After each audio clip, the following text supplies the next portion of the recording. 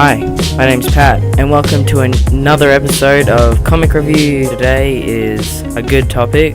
We're going to talk about Injustice 2. If you didn't know, this is written by Tom Taylor, the writer we met at Comic-Con, and there's a video on him when you log on to our YouTube channel on our homepage. I've only read his all-new Wolverine book, and I like that. I read the Civil War 2 tie-in, and I think that's it, actually. And I like that one, but I've never read Injustice, so I thought I might give it a go, and this was given to me by my friend. This book, the Injustice book is very good. It's a digital comic, so it comes out weekly, digitally, but if you wait for a physical copy, it takes a very long time for it to come out. But I think it's worth the wait. Physical copies are always better. This book is very good. The only problem I had with it was some of the dialogue gets a bit sloppy at some points, but I'd probably rate this out of 10, probably 9.5. This is one of the best books I've ever read. I think the reason is because when you pick up a comic, sometimes you'll have filler in those comics, but Injustice, since it's got multiple characters and it's only one book, you'll just jump around to all the important points and skip out all the boring filler. But sometimes, you might have to have it, but you'll at least keep the story moving, and I really like that about this book. So the first few issues are starting with literally probably a month or two after the first Injustice. Everyone is trying to settle back into the world. You get Batman trying to assemble all the rich people to rebuild the world, etc., etc. The Suicide Squad gets assembled. There's an evil Batman, which everyone knows is probably going to be Red Hood, but it's Tom Taylor, you never know. I'm sorry if you can hear this in the background, but it's just raining. I needed to record this and I couldn't just had to do it, so I'm very sorry if you hear the raining. So Injustice 2. I'd say this book is a very fast-pacing book. I kind of had to read it a few parts twice just to get my head around it, but it's technically got 5 storylines that go on, but there's about 7 issues, I think, maybe more. So the 3 stories are the main story is the first 3. Then after that it's Blue Beetle, Ted Kord. Then after that it's Supergirl landing on Earth, meeting Black Adam. My favorite one out of this would have to be the Ted Kord one, the original Blue Beetle. So what happens is Booster Gold comes in, he says, Ted, you're gonna die, give them a fight, he puts up a fight, he gets captured, his hand gets chopped off, blah blah blah, he dies, Booster Gold's there in the end. It's a very sad and emotional story. I'm not doing it justice, seriously, go pick it up. It was probably one of my most favorite thing I've ever read, and I've read a lot of comics. If you saw my comic collection, you would actually see I've actually read quite a lot in the last few years. I would say Injustice 2, 9.5, does have some flaws, but very few, not many. The dialogue's good, it's a very fast-pacing book. What else? I'd have to say, some of the characters, since this is my first Injustice book, and I've played the games, but, since this is my first book, it does, it's a bit hard since you're so used to reading the mainstream characters. They're a bit different in this. They're a bit older. They've experienced war against each other. Their trust is broken. Not everyone knows what's been happening.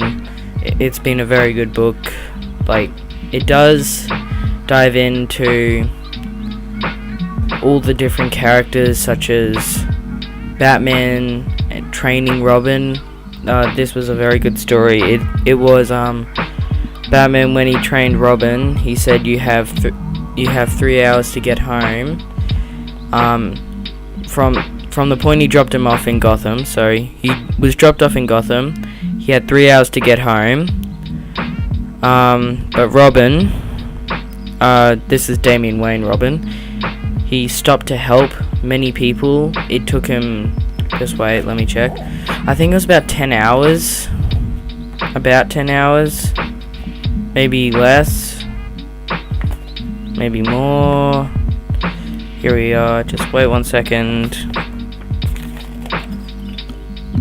It took him 10 hours and 47 minutes. Because he stopped to help so many people, and he always got he got tips from 3 different people, which was very good. He stopped someone from committing suicide. He stopped many bank robberies. He stopped robbers from mugging poor innocent mother. She's helped an old woman catch the bus.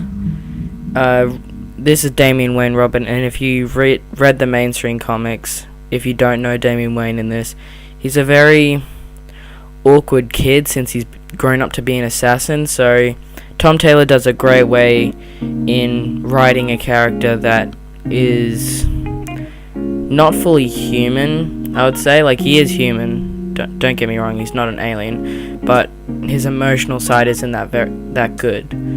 Tom Taylor, yes, he's an amazing writer, but also the art by Bruno Redondo. Yeah, I can't pronounce his name. He's a very talented artist, and Daniel Sapir and Mike S. Miller. Yeah, these guys are all very talented artists, editors, and inkers. Tom Taylor is an amazing writer, and I can't believe he does this weekly. All of these guys do it weekly. The art is very good. I would have to say the humor gets pretty good in this. The only problem I would have with it is just...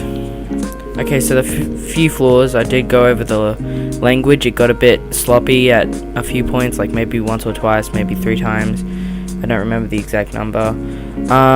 Also, sometimes it wouldn't fully express the page, and I know this comic's weekly, but you could probably get a bit more done. Like, some of the backgrounds aren't very good. Like, I think it's in where Ra's al Ghul is. Yeah, like, it's just like these really boring colors. Like, it could be a lot more expressive, and I know the Injustice world is a very dark world, and like, but that's what I really find enjoyable about the comics, is that comics are very colorful and expressive. But the darker comics like Batman, yeah, they're dark, but this is a bunch of heroes. Like, show the color where it's needed. Like with Blue Beetle, it was a very dark situation, but like some parts could have been happy, like with Booster Gold, but he seemed very blur in it, like not very colorful. Batman, yes, he's supposed to be dark, but Black Canary and Green Arrow, they were a lot darker, like the TV show, not as colorful as you would usually see in the comics. So yeah, those are really the only things I have a problem with it. This is an amazing book, 9.5. I would have to say though, if you are wanting to buy this and you can't wait for the physical copy, yeah, get the digital copy. It is an amazing series. It's very well done, and it's weekly, so there's not much wrong with it. It's got great title cards such as Things Go Boom. What else? I think A Last Stand, Hostile Takeover. Yeah, it's a very good. The titles kind of seem like, you know, those old 80s shows where they'll introduce the TV show and then they'll have that like title come across after you've, like when you're starting the TV show. It kind of seems like that, and I like that. It's a great way to introduce it. But yeah, this is an amazing comic. I'd recommend picking it up. Okay, thanks for tuning in, and sorry about the rain, I couldn't control that, and I will see you next time. Bye.